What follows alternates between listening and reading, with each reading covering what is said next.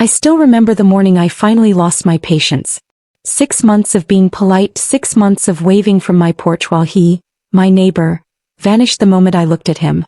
And yet that morning I cornered him at the mailboxes like a predator and my prey had finally stopped running. "Why do you keep avoiding me, Nathan?" I asked. My voice wasn't loud, but it carried every ounce of frustration, confusion and hurt that had been building inside me for half a year. He froze. Looked at me, really looked, and I saw it. That haunted, guilty look that made me feel like I'd stepped into someone else's nightmare. "Because looking at you hurts," he said, and my chest twisted. Hurt. Him. He didn't know me anything, and yet, there it was. Raw truth spilling out like a confession that had been too heavy to carry. I blinked, not expecting the weight of his words. What does that even mean?" My voice trembled, small and broken. My finger, which I had lifted to accuse, fell slowly to my side. I didn't want to hurt him, but I couldn't make sense of what he was saying either. Inside me, 1,000 questions collided. Why is this man, my neighbor, a stranger in one sense, yet familiar in some unnameable way, hurting just because he sees me? I can't look at you without remembering her," he whispered, and the name didn't come. Not yet. But I felt it anyway, a shadow sliding across the sidewalk between us. I stayed quiet because in that pause I realized I already knew part of the truth. There was something he hadn't said, something buried so deep it scared him more than any law, any consequence. You mean your daughter?" I asked, almost afraid of the answer. His green eyes, haunted, lost, guilty, didn't flinch. They locked on mine like he was willing me to understand without words. 3 years ago, she died in my hands, he said finally. The world seemed to tilt. I felt the wind shift, leaves spiraling around our feet like confetti at a funeral. I did everything right. But, sometimes, it's not enough. My throat closed. Every story I had read, every nightmare I had fought in my dreams, collided into this one moment. This man who had been my invisible neighbor, the one I had cautiously tried to smile at, had held my daughter while she took her last breaths. Tears pricked my eyes and I didn't move. I couldn't. I was frozen by the raw weight of his confession, by the unspoken guilt in his trembling hands, the way his jaw tightened and his voice cracked when he spoke. And that's why, for 6 months, I've avoided you. Every morning when you stepped outside I stayed in. Every time you waved I found reasons to disappear. Because looking at you makes me see her. And I can't survive that every day. I wanted to scream.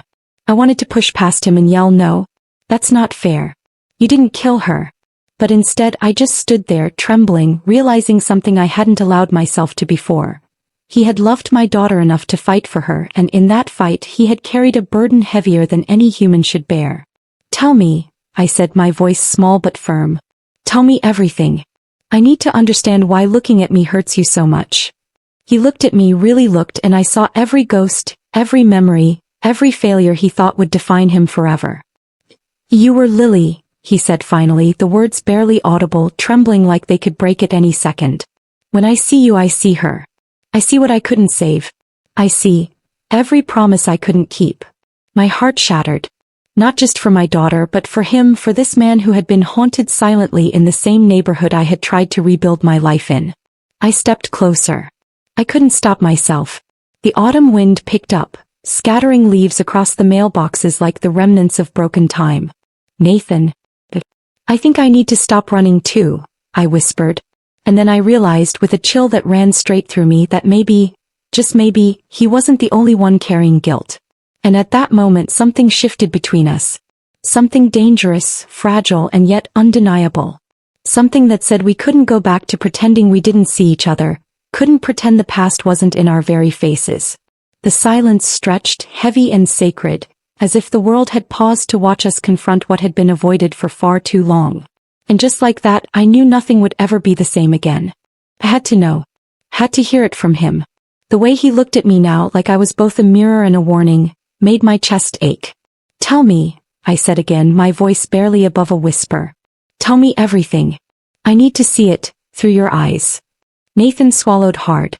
His jaw tightened and I noticed the faint tremble in his hands, the way he gripped the edge of the mailbox like it could anchor him to this moment. 3 years ago, he began, voice low, raw, like he was carving each word into his own chest. On Highway 29. Tuesday night. Rain. Everything slippery. A drunk driver. Crossed the center line. Head-on collision. I felt the air go heavy around me.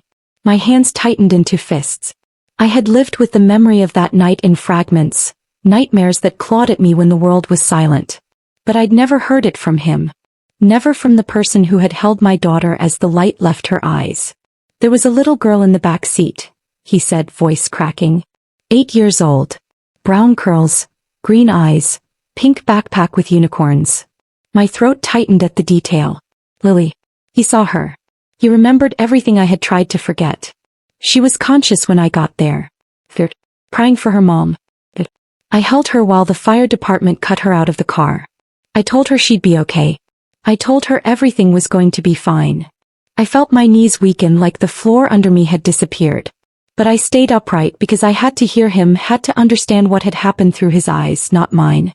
But it wasn't fine, he said, his voice breaking now, trembling like it might shatter. She coded in the ambulance. I did everything by the book.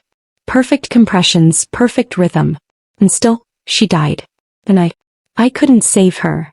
Tears blurred my vision. I wanted to scream, to cry, to collapse, but instead I just listened. He was giving me pieces of a nightmare I had been trying to piece together for 3 years. Pieces that carried my daughter's last moments, held not by strangers, but by the man I had spent 6 months avoiding. She asked me to tell you she loved you, he whispered, and my chest twisted painfully. Asked me to promise you, she wasn't scared at the end. She wanted me to promise that you'd know she loved you, even if I couldn't make it happen the way it should have. I gasped. A sob caught in my throat. His words, simple, devastating, were a key turning in a lock I hadn't known existed. He had been there. He had held her when the world didn't care, when everyone else ran away. And he carried it all inside him. Every failure, every guilt, every sleepless night. I went to the hospital, he continued, eyes haunted. Saw you when they told you, when the doctor said the words. Saw you scream her name. Security had to hold you back, to keep you from running to her. I wanted to tell you she said she loved you. I wanted to keep my promise. But the words, they wouldn't come out. Because I knew it wouldn't change anything. Wouldn't bring her back. Wouldn't stop the pain. I put my hand over my mouth, holding back a scream that wanted to escape.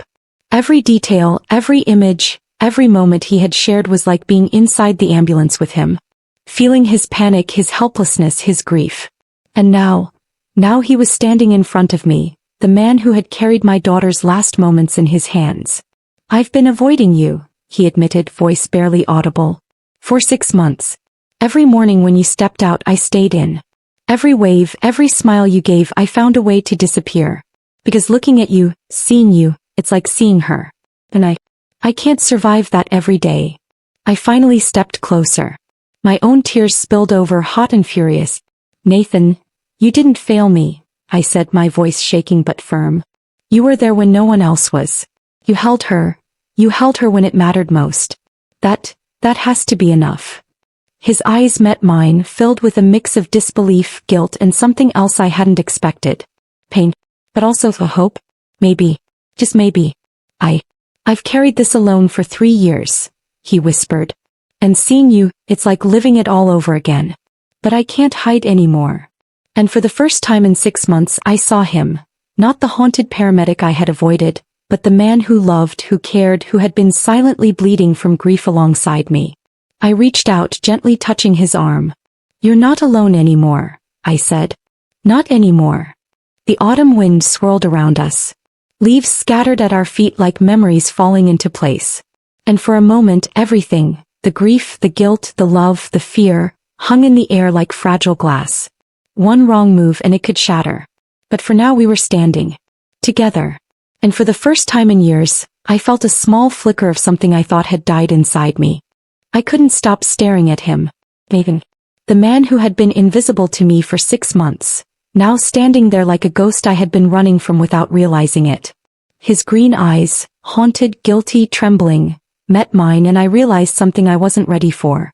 He carried the night my daughter died. Every single second. Every scream. Every plea. Every last word. I wanted to yell at him. Wanted to scream, why didn't anyone tell me this?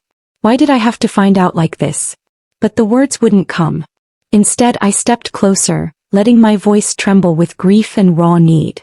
Nathan, I need to know everything. Don't leave anything out. He swallowed, his Adam's apple bobbing, hands shaking. I held her, Melissa. I held Lily. While everything collapsed around us, while the rain poured, while the car was twisted like someone had ripped the world apart. I told her she'd be okay. I promised her everything would be fine. I told her I would make sure you knew she loved you. I shivered. The weight of his words pinned me to the sidewalk. I could almost feel it.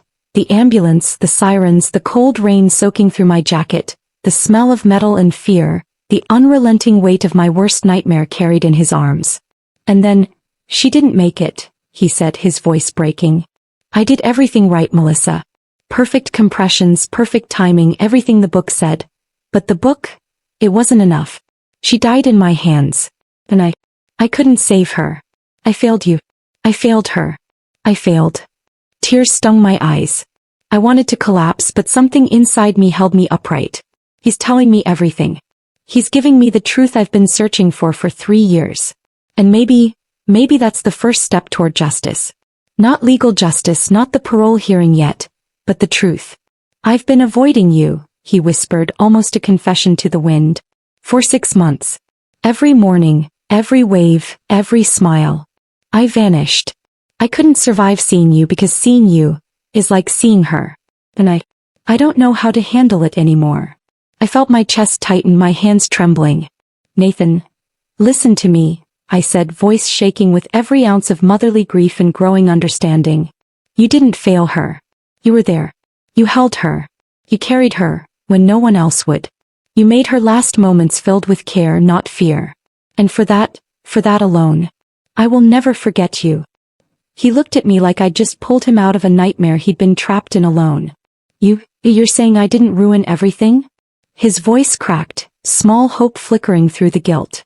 I took a deep breath, letting the words I'd been holding for 3 years spill out. You didn't ruin anything. The drunk driver, the world, they did that. But you were the person who cared when everyone else ran away. You are the reason she didn't die alone. Nathan's lips parted, but no words came. I could see the tension in him, the weight of guilt he had carried like a stone pressing against his chest. I realized then, we were both standing on the edge of something dangerous. Something that could either destroy us completely or finally set us free. I stepped closer, letting my hand brush his. Nathan, maybe it's time we stop running, I said softly, almost a whisper. Maybe it's time we look at each other, and let it hurt. Let it remind us we're alive. Let it remind us that grief doesn't have to destroy everything. The wind picked up, scattering leaves across the mailboxes like fragments of memory. For a moment, I saw him not as the paramedic who had failed, but as the man who had loved enough to risk his own heart being shattered again. I saw someone who had carried pain silently for 3 years just like I had. Melissa, he breathed, voice trembling. I don't know if I can do this. If I can stand looking at you, knowing every time I see you I see her. Every time I see you I relive that night. I reached out, gripping his arm gently but firmly.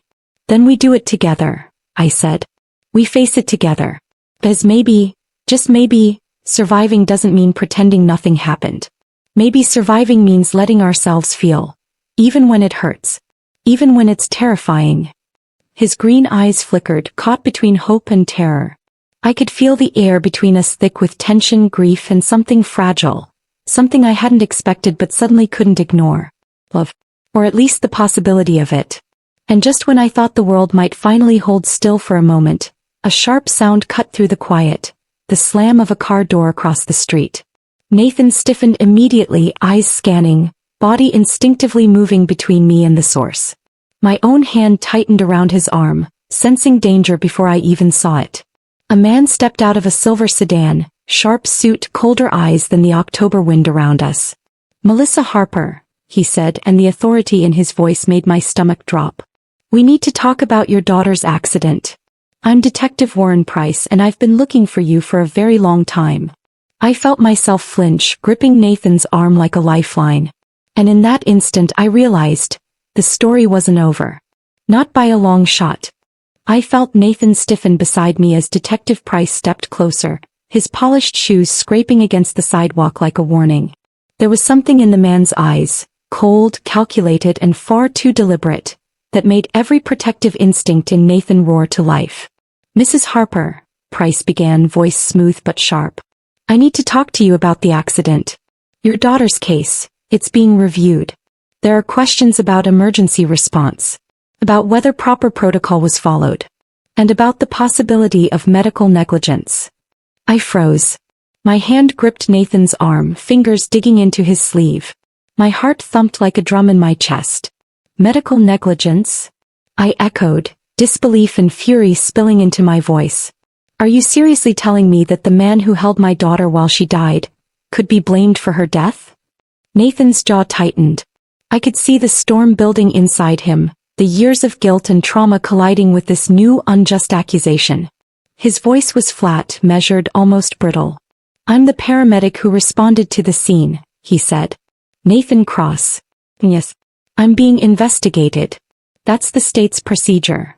I felt a flash of rage so sharp it burned in my chest. "Investigated? For what?" "Doing his job. Saving her. You held her when no one else would." My voice rose, trembling with anger and grief. "And now some lawyer wants to twist that into blame?" Price didn't flinch. But Nathan stepped slightly in front of me, his presence protective and unyielding. "Detective," he said, voice firm, "this is a private conversation.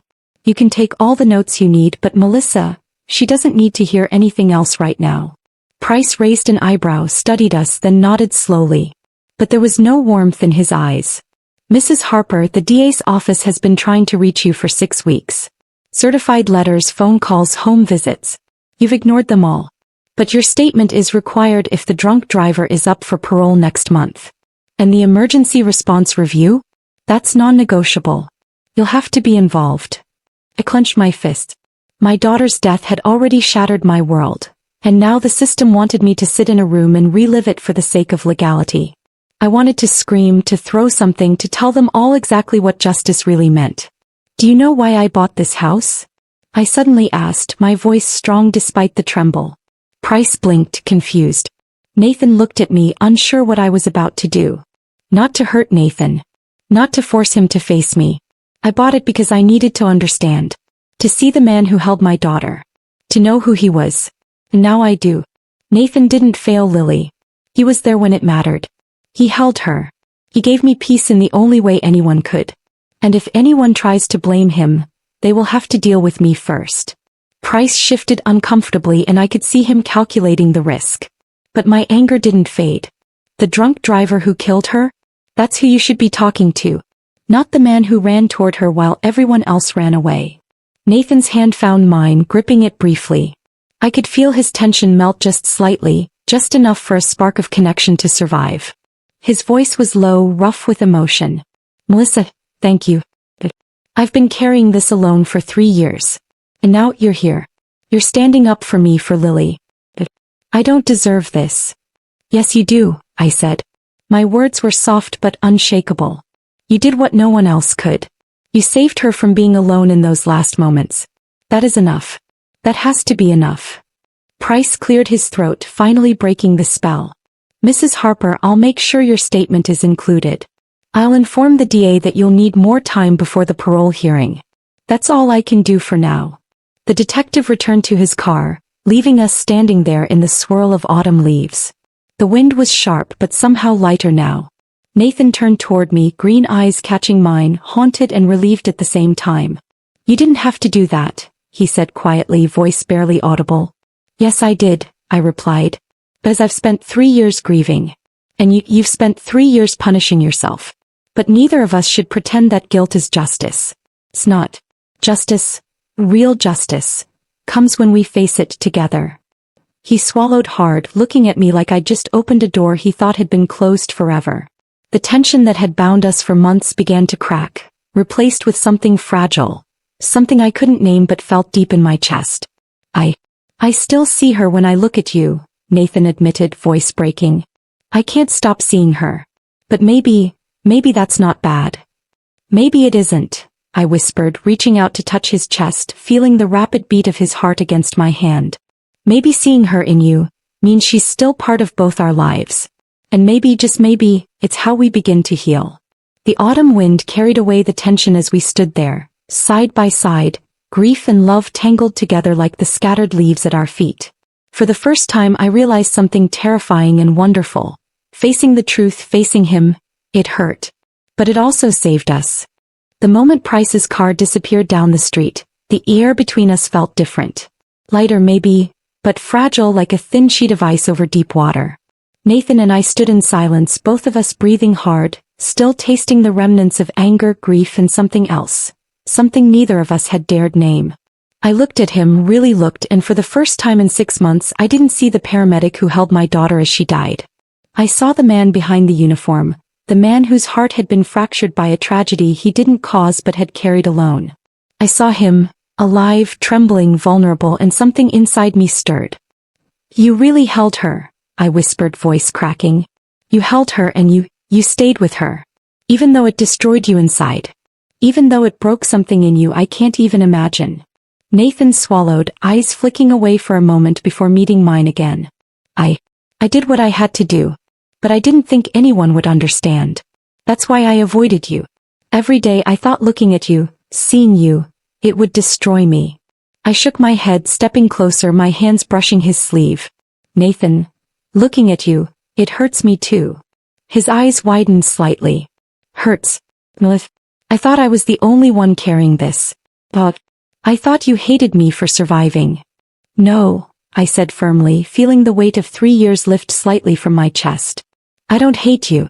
I've hated everything else, God, the world, that driver, but not you. You were there. You didn't let her die alone. That means more than you know." He swallowed, lips pressed into a thin line. "And yet, I still avoided you for 6 months, because seeing you reminded me of her. Every smile, every wave, it's like I'm drowning in what I failed to save." I reached out, placing my hand gently on his chest. I could feel his heartbeat, rapid, raw, alive. "Maybe seeing her in you isn't just about failure," I said softly. "Maybe it's about remembering love. About holding on to what mattered most even when it's gone. And maybe that's how we heal." Nathan's green eyes met mine again, shimmering with emotion, guilt, and something fragile. Hope. You really think we can heal? After all this?" "I don't know," I admitted, voice trembling. "I don't know if it will ever be easy. I don't know if it will ever stop hurting. But I do know we can try. Together." He exhaled slowly, tension leaving him in tiny increments, like smoke escaping through a crack in a window. "Together," he repeated, almost like testing the word, seeing if it could survive in the space between us. I nodded, letting my fingers rest lightly against his chest. "Together," I whispered back. "We can face this, one day at a time. One moment at a time. And maybe, one day, we'll even smile again without feeling guilty for surviving." He let out a small, almost imperceptible laugh, shaking his head. You make it sound possible. Even now." I smiled faintly, a mixture of sadness and something fragile, hopeful beginning to bloom. "It is possible. We just have to let ourselves try. Even when it hurts. Even when it's terrifying." The wind stirred again, scattering the autumn leaves around our feet, and I realized that for the first time in 3 years, I felt something lighter than grief. It wasn't joy, not yet. It was hope. And it was fragile and it was terrifying, and I didn't care. Nathan looked down at my hand on his chest, then slowly lifted his own to cover mine. His fingers were warm, trembling slightly. "Melissa," he murmured, voice low and almost breaking. I don't know if I deserve any of this, but I want to try." "Then try," I whispered. "We don't have to have all the answers. We just start by being honest. About our grief. About our fear. About what we feel for each other." For a long moment we just stood there. 2 broken people, scarred by the worst night of our lives, standing on the sidewalk between our houses. The scattered mail at our feet seemed less like a burden now and more like a marker of the chaos we had survived, and the fragile possibility of something new. I think we can do this," Nathan finally said, voice stronger, more certain. "I don't know how, but I want to try." I nodded, letting a tear slip down my cheek, and smiled through the sorrow. So do I. One step at a time. One day at a time. Together. And in that moment the weight of the past still pressed against us, but for the first time it felt manageable. And maybe, just maybe, survivable. The courthouse smelled of cold tile and nervous energy. Every step I took toward the courtroom felt heavier than the last, like the weight of 3 years of grief was pressing me into the floor. Nathan walked beside me, his hand occasionally brushing against mine, a small, silent anchor in a storm I wasn't sure I could weather. "Are you ready?" he asked, voice low, almost a whisper. His green eyes searched mine, full of worry and quiet strength. I took a shaky breath and nodded. "I'm ready. I have to be." Inside, the room buzzed with formalities. Lawyers, officers, a stern-looking judge, and at the far end, the man who had stolen 3 years from my life, the drunk driver who had taken Lily from me. I felt my chest tighten, but I forced myself to focus on the reason I was here. Justice. Not revenge. Justice for Lily. The board called my name and I walked to the stand, Nathan following, silent support behind me. I felt the courtroom watch me, each eye weighing my grief against the parole hearing's sterile protocols. I swallowed hard. "This is about my daughter Lily Harper," I began, voice trembling but growing stronger with each word. She was 8 years old. She loved unicorns. She wanted to be a veterinarian. And she was taken from me because of someone else's recklessness. But I will not let that recklessness erase the love, the memory, or the truth of her life. I felt Nathan's hand squeeze mine, a quiet reminder that I wasn't standing alone. I let my gaze find his, letting him see the pain, the love, the raw desperation that had carried me for 3 years. "The man responsible will never undo what he's done," I continued, my voice steadier now. "He will never bring her back. But I can make sure he doesn't walk freely because the system values legal loopholes over truth. My daughter's life, her laughter, her smile, her very being, deserves more than that." A lawyer from the parole board cleared their throat. "Mrs. Harper, are you aware that your statement must focus only on the parole suitability of the inmate and not on other parties involved?" "Yes," I said, voice calm now, sharper, cutting through the sterile formality. "But the truth is, the man responsible didn't act alone. He was aided by a system that sometimes forgets victims, that sometimes looks for someone else to blame. And I will not let the person who saved my daughter be accused for the crime he didn't commit. Nathan Cross, my daughter's paramedic, the only one who held her while she passed, did everything right. He deserves nothing but recognition for his courage and care." Nathan's face was pale, his jaw tight. I could see the weight of years of guilt pressing down on him in the way he held himself, but also the relief flickering in his eyes. Relief that finally someone, her mother, was speaking the truth. The board scribbled notes, murmuring among themselves. The drunk driver sat motionless, expression unreadable, but I could see the tension in the way his hands fidgeted. "Your statement is noted, Mrs. Harper," the chairperson said finally, voice neutral but firm. "Your concerns regarding Mr. Cross will be included in the review. The hearing will continue." I exhaled slowly, and for the first time in 3 years, I felt a spark of vindication. Not because of victory, not because Lily would come back, but because truth had finally been spoken. Justice wasn't perfect, but it could be acknowledged. Outside the courtroom, Nathan and I stood on the courthouse steps, the October wind biting at our cheeks but the air between us lighter, somehow. He looked at me, eyes wide and vulnerable, and for a moment, I saw the man I had spent months observing, the one who had carried my daughter's last moments in his arms, alive and present beside me. "You did amazing," he whispered, voice hoarse with emotion. "I did what I had to do," I replied softly. "And you were part of it. You showed me the truth. You held her when everyone else ran. You gave me peace I didn't know I could have. I'll never forget that." He reached for my hand, fingers entwining with mine, holding tightly as if to anchor himself in reality. "Melissa, I don't know if I ever thanked you properly," he admitted. "For believing in me. For everything." "You don't need to thank me," I said, voice soft but steady. "We both survived, Nathan. And surviving means facing the pain. Means letting ourselves feel even when it hurts. Today we did that. For the first time in years, the grief didn't feel like a chain around my chest. It was still there, raw, present, but it had shifted. Shared, acknowledged, and perhaps slightly lighter. And for the first time I realized something terrifying and exhilarating. Nathan and I weren't just survivors anymore. We were two broken people standing together, ready to face the world, ready to feel, ready to begin to heal. The courthouse steps felt less like a stage for loss and more like the first step in a fragile, fragile future. And as Nathan squeezed my hand, I let myself imagine. Maybe, just maybe, Lily's love was still guiding us, still connecting us, still reminding us that life could continue even after the worst loss imaginable. The sun was low over the horizon, spilling gold across my porch as I stepped outside. Nathan was already there, hands in his pockets, staring at the fading light. His shoulders were tense, but there was something different in the way he held himself. Lighter maybe because the truth had finally been spoken in the courthouse. I sat beside him quietly, unsure where to start but knowing I had to. "Nathan, about Lily," I said softly. He turned to me, eyes catching mine, green like hers, like I'd seen in my dreams these past 3 years. "Yes," he murmured, voice rough with emotion, bracing himself. I never really got to know every detail of her last moments," I admitted. My fingers twisted nervously in my lap. I need to know what she said, what she did, how she smiled in her last moments. I need that, for me. For my grief." Nathan swallowed hard, the weight of memory pressing down on him.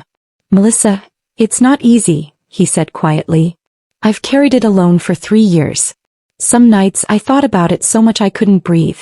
But if you want to hear it, I'll tell you." I nodded, heart hammering. "I do." He leaned back slightly, eyes fixed on the horizon as if summoning the courage to step back into that night. "She had her pink backpack," he began, "covered in unicorns. She held it tight even when we were pulling her out of the car. Her little hands, they were shaking but she never let go. I held her hand while the fire department worked and I promised her I'd tell you she loved you. She smiled at me just for a moment like she knew I was keeping her safe. And then," his voice faltered, throat tight. Tears sprang to my eyes. I reached across and rested my hand lightly on his, grounding both of us. "Then," I whispered. "Then she went peacefully," he continued, voice breaking. "She squeezed my hand one last time. And she told me to tell you she loved you. That you weren't to be afraid. That she wasn't afraid." I felt my chest tighten, the grief rushing back, but not like it used to, like it was a river I could step into with someone else, not a flood that would drown me. She trusted you," I said, voice trembling. "Even in her last moments she trusted you." Nathan looked at me, then really looked at me, and I saw everything: guilt, grief, love, hope, and the raw truth he had been hiding for 6 months. "Melissa," he said, voice low, "I didn't just hold her. I fell in love with her through you. Through everything she was, everything she meant. And in that love I found you. The person who lived on when she didn't. The person I can't stop thinking about." My breath caught. I had imagined this moment, feared it, and yet here it was, raw, honest, terrifying. "Nathan, I've felt it too," I admitted, voice shaking. "For months watching you, seeing you, it hurt. Because it reminded me of Lily. But it reminded me I can still feel. That I can still love someone. That grief doesn't have to be all I have." He reached out slowly, fingertips brushing my cheek, careful, reverent. "Melissa, can we try? Not just surviving together but living." I closed my eyes, letting his hand rest there. The wind whispered through the trees, leaves rustling softly. "I want that," I whispered. "But it won't be easy. Some days will hurt too much. But we can face it together." Nathan smiled faintly, a mixture of relief and wonder. "Together," he repeated as if tasting the word, letting it settle in his chest. I opened my eyes and smiled back, the pain and the love intertwining in a strange, fragile dance. "Together," I said, letting the word echo between us. We sat there for a long while, sharing silence, letting the golden light of the setting sun wrap around us. The grief was still there, sharp, raw, alive, but now it felt different. It held in the space between two hearts willing to be brave enough to hurt, to love, to heal. And as the sun dipped below the horizon, scattering colors across the sky, I realized something terrifying and beautiful. The worst moments of our lives had brought us here. To each other. To the possibility of healing, of trust, of something more than sorrow. Nathan squeezed my hand gently, and I returned it with all the weight of 3 years of loss and love. "Melissa, it still hurts," he whispered. "I know," I said softly. "But maybe hurt isn't the enemy. Maybe it's proof that we're alive, that we're still capable of love. And maybe that's the beginning of everything." We sat there together, letting the wind carry our grief and our hope. And for the first time I felt it, not just the sting of loss but the warmth of life, of love, and of the fragile, beautiful possibility that maybe, just maybe, everything could be okay. The porch felt warmer that evening, the autumn sun now soft, painting everything in shades of gold and amber. Nathan and I sat close, hands intertwined, breathing in the quiet that followed weeks of courtroom drama, confessions, and raw, unspoken truths. The weight of grief still pressed against us, but it felt lighter somehow, shared, acknowledged, no longer solitary. "I never thought I could feel this," Nathan murmured, voice low, almost afraid. "After everything, after Lily, I thought my heart would always be broken. But with you, maybe it's healing." I leaned my head on his shoulder, feeling the rhythm of his heartbeat, steady and warm. "Nathan, it's not about forgetting her. It's about carrying her with us, letting her be part of us without letting her pain destroy us. Lily's love, it lives in both of us. And maybe that's enough to keep going." He tilted his head, resting against mine. "I still see her sometimes in your eyes, in little reminders. And it hurts." "I know," I said softly. "It hurts me too. But maybe hurt isn't the enemy. Maybe it's proof that we're alive, that we can still love, that even after the worst things happen, life doesn't stop." He smiled faintly, a mixture of sorrow and wonder. "I never thought I could love again," he admitted. "Not after her death, not after what we went through. But I love you, Melissa. And I'm terrified, but I can't ignore it." I turned to him, letting my hands cup his face gently. "I love you too, Nathan. And I'm scared. Every day. Because loving means being vulnerable. Because sometimes we remember Lily and it hurts so badly we think we can't go on. But we can. Together. We're allowed to live, to feel, to love. Maybe Lily wants us to." His eyes glistened, green meeting green, hers and mine, both filled with pain, hope, and something unspoken yet undeniable. "Do you think she'd forgive me?" he whispered, voice breaking. "I think she already has," I said, voice firm but soft. "Because you were there. You held her. You kept her safe when everyone else was running. You gave her peace. And because of that, I can forgive myself too. And we can forgive each other. We can start again." The wind stirred, rustling the leaves around the porch, scattering shadows like reminders of the past, but also of survival. I leaned into him, feeling warmth in the cold autumn air, a fragile, trembling hope in my chest. "Nathan, can we try?" I asked, voice barely above a whisper. "Can we try, even knowing the pain will always be there?" He brushed a strand of hair from my face, thumb lingering on my cheek. "Melissa, I want to try. I don't know if it will be perfect. I don't know if the hurt will ever fully disappear. But I know I want to do it, with you. Every step. Every moment. Every memory. Every tear. Every smile." I felt tears slip down my cheeks, but they weren't just sorrow. They were relief, love, and a fragile joy I hadn't felt in years. "Then let's do it," I said. "Let's live, Nathan. Let's love. And let's carry Lily with us every day." He leaned down slowly, hesitant, careful, like every movement mattered. Our lips met, first softly, then with a trembling certainty. The kiss wasn't just love. It was healing, it was grief acknowledged, it was the courage to feel again after surviving the impossible. We pulled back slightly, foreheads touching, breaths mingling. "Looking at you still hurts," Nathan whispered. "I know," I replied, smiling through tears. "Looking at you hurts too. But maybe that's how we know we're alive. That's how we know we care. That's how we start healing." The sun disappeared behind the horizon, leaving the porch bathed in twilight. We sat together, holding hands, letting the silence speak, letting grief and love coexist in the same space. For the first time in 3 years, the weight didn't feel like it would crush us. It felt like something we could carry, together.